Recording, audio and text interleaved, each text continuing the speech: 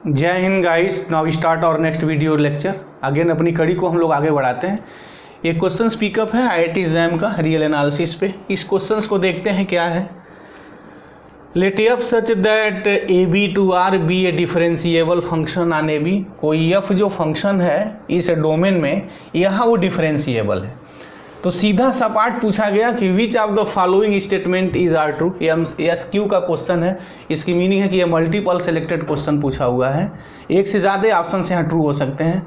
तो अब हम लोग देखेंगे किस कंसेप्ट पे क्वेश्चंस डेवलप है और कौन कौन से इसके ऑप्शंस ट्रू हो सकते हैं। तो इसकी हम एनालिसिस यहाँ करने जा रहे हैं। पहला दिया है कि f dash greater than 0 in AB implies that f is increasing in AB। Yes, ये रिजल्ट होता है कि अगर हमारा इफ ऐसा हो कि f dash greater than 0 for all x belongs, किसी भी इंटरवल में ऐसा है, तो this implies f is increasing in that interval. Meaning हमारी ये हो गई। अगर थोड़े हम इसके ग्राफ की एनालिसिस करें तो मीनिंग ये है कि अगर f डैश ग्रेटर देन 0 है फॉर ऑल AB, मतलब AB के बीच में जितने सारे पॉइंट है फंक्शन इंक्रीज करता है, तो कुछ ऐसा नेचर होगा। This is the nature of the function. अच्छा, f डैश ग्रेटर देन 0 का मतलब कि दिस इज द पॉजिटिव, और पॉजिटिव की मीनिंग हो गई कि जो स्लोप होगा वो पॉजिटिव का कंसेप्ट ये रखता है कि वो 90 डिग्री से कम होगा, और 90 डिग्री से अगर ज़्यादा होता है तो जो f डैश है, जो डिफरेंशिएशन है, उसका निगेटिव आता है। निगेटिव होने का मतलब ये होगा कि जो tan की जो वैल्यू आएगी वो निगेटिव, मतलब 90 डिग्री से ज़्यादा। तो 90 डिग्री से जब ज़्यादा आएगा ना, तो कर्व का कुछ नेचर ऐसा होता है, this type of the nature, ये नेचर चलता है। अब वहाँ जब एंगल निकालते हैं तो 90 डिग्री से ज़्यादा हो जाता है। तो this is the concept of the increasing and decreasing. तो अगर f डैश ग्रेटर देन 0 है तो इसकी मीनिंग कि this is the nature of the function.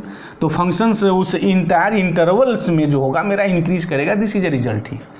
तो पहला f डैश ग्रेटर देन 0 इन AB तो implies that f in increasing in that interval. Yes, absolutely right, सही है। तो सीधा सा पार्ट एक क्वेश्चन बना था, इसमें कुछ दम ही नहीं था, इस ऑप्शंस में सीधे पूछ दिया गया। लेकिन इसके बाद के जो ऑप्शंस हैं IIT JAM वालों ने थोड़ा वहाँ ट्विस्ट करने का प्रयास किया है, बट ऐसा कोई बहुत ज़बरदस्त वहाँ प्रयास नहीं है। कुछ काउंटर एग्जाम्पल को लेके ये क्रिएट हुआ है। नेक्स्ट जो इसके जो ऑप्शंस हैं हमारे, फिर कहा है B है कि f is increasing in AB implies that f greater than 0 in AB। Meaning ये है कि अगर कोई फंक्शंस हमारा इंक्रीज करता है तो जो उसका फर्स्ट डिफरेंशिएशन है उस इंटरवल्स में वो ग्रेटर देन 0 होगा, मतलब वो पॉजिटिव होगा। यानी first order derivative greater than 0 होगी अगर कोई फंक्शन इंक्रीज कर रहा है। मतलब ऑप्शन ए का बी में जो है उल्टा कर दिया गया, रिवर्स कर दिया गया कि f इज इंक्रीजिंग यहाँ से उठा लिया गया और ये बाद में लिखा गया। लेकिन हमें पता है कि ये इफ एंड ओनली इफ की कंडीशंस नहीं है कि अगर कोई फंक्शंस किसी इंटरवल में इंक्रीज करता है, if and only if f dash greater than 0, ऐसा हमारे पास कोई रिजल्ट नहीं है। रिजल्ट ये है कि अगर किसी फंक्शंस की फर्स्ट डिराइवेटिव ग्रेटर देन 0 है किसी इंटरवल में, तो उस इंटरवल में फंक्शंस डेफिनेटली इंक्रीज करता है। लेकिन अगर कोई फंक्शन इंक्रीजिंग है किसी भी इंटरवल में, तो उस इंटरवल में f डैश ग्रेटर देन 0 हो, मतलब स्ट्रिक्टली ग्रेटर देन 0 हो, ऐसा कोई रिजल्ट नहीं है। इसका एक काउंटर एग्जाम्पल, बड़ा फेमस काउंटर एग्जाम्पल है।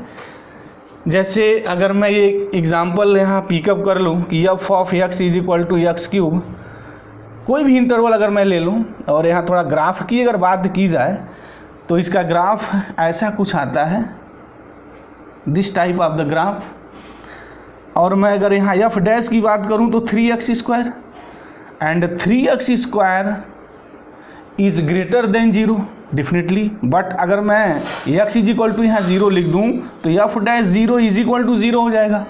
मीनिंग हमारी क्या होगी कि f डैश ग्रेटर देन 0 की ये जो इनइक्वालिटी है वो फेल हो जाएगी। Aldous this function in increasing, देख लिया जाए ये इंटायर रियल नंबर में ये फंक्शंस इंक्रीज करता है पूरे अपने डोमेन में।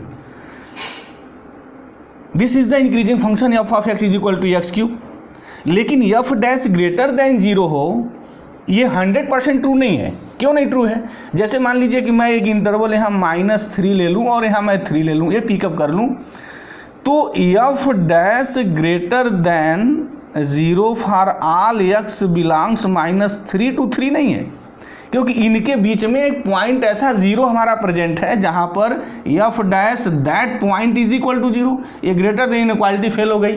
तो कहने की हमारी मीनिंग क्या हो गई कि अगर कोई फंक्शन इंक्रीजिंग है तो ज़रूरी नहीं है उसका फर्स्ट जो डिराइवेटिव है उस इंटरवल्स में अपने उस डोमेन्स में इंक्रीज करेगा। ये हमारी बात प्रूव करता है। यहाँ f dash zero is equal to तो जीरो आ गया, f dash greater than zero in a भी नहीं है, राइट। अगर यहाँ greater than or equal to zero होता तो फिर उस वर्ड्स पे गेम बदल जाती, तो ऐसा यहाँ है नहीं, बस सीधे सपाट पूछा गया एफ ग्रेटर देन जीरो नहीं थे। काउंटर एग्जाम्पल इस ऑप्शन बी को जो होता है डिस्कार्ड कर देता है by that concept, by logic, this is not right. उसके बाद सी है कि f dash greater than zero for some की बात अब यहाँ आई है। अब यहाँ वर्ड्स की गेम खेली गई, फॉर सम आ गया, फॉर ऑल एक्स नहीं है वहाँ। पहले वाले ऑप्शंस में फॉर ऑल एक्स था, बट यहाँ फॉर ऑल एक्स नहीं है, some x not belongs a b है।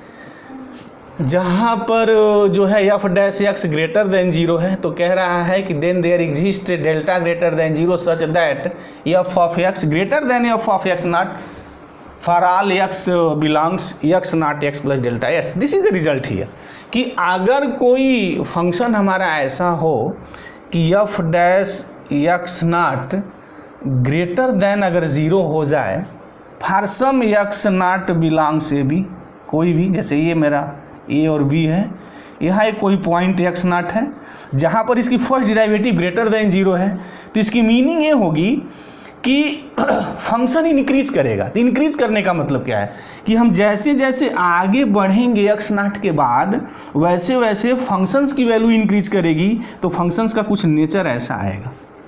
इसके पीछे नेचर कैसा आएगा मैं बात नहीं कर सकता हूँ। इंक्रीजिंग का मतलब क्या होता है, what is the meaning of the increasing.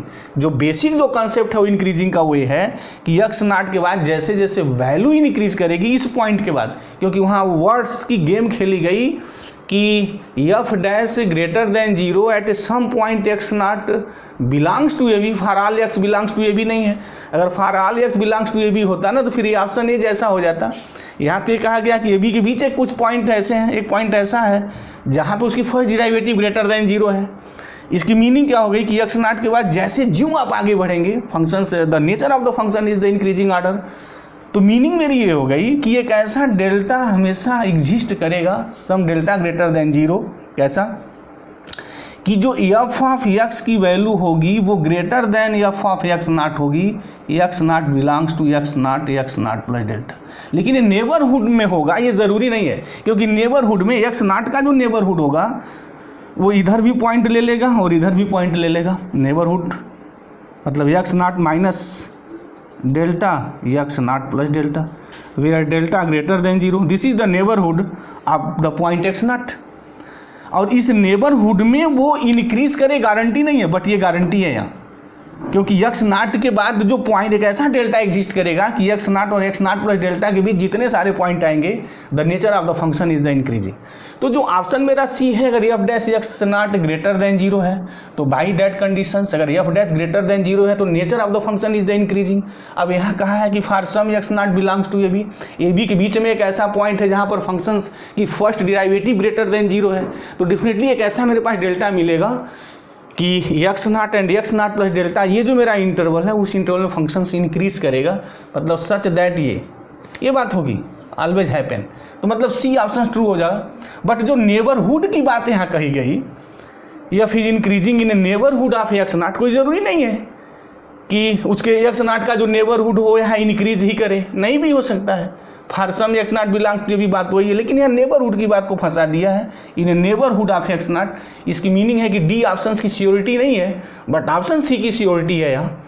तो जो बेस्ट ऑप्शंस जो होने हैं जो है वो ए एंड सी है, ए एंड सी ट्रू होगा, बट ये डी मेरा सही नहीं है, तो B and D are not true option here. अब तो ऑलरेडी आंसर की भी आ गई, बट मुझे तो यहाँ एनालिसिस करना था कि how can you find the solutions of that. तो कहने का मतलब हमारा हुआ कि ये जो क्वेश्चंस उठाया गया था इसको बहुत टफ क्वेश्चंस नहीं था, लॉजिकल बेस्ड क्वेश्चंस था, थोड़ा मॉडरेट था। Only the concept of the increasing and decreasing functions and जो डिराइवेटिव का जो कंसेप्ट है कैसे हम टेस्ट करते हैं कि वो फंक्शन इंक्रीजिंग करता है डिक्रीजिंग करता है। मुझे उम्मीद है कि इस क्वेश्चन के पीछे जो लॉजिक और कंसेप्ट रही होगी बिल्कुल क्लियर हो गया होगा, और आने वाले जो एग्ज़ाम्स हैं उनके लिए भी लॉजिक और कंसेप्ट बने रहे, इस टाइप क्वेश्चंस को सॉल्व करना ज़रूरी है। तो thank you very much guys, जय हिंद।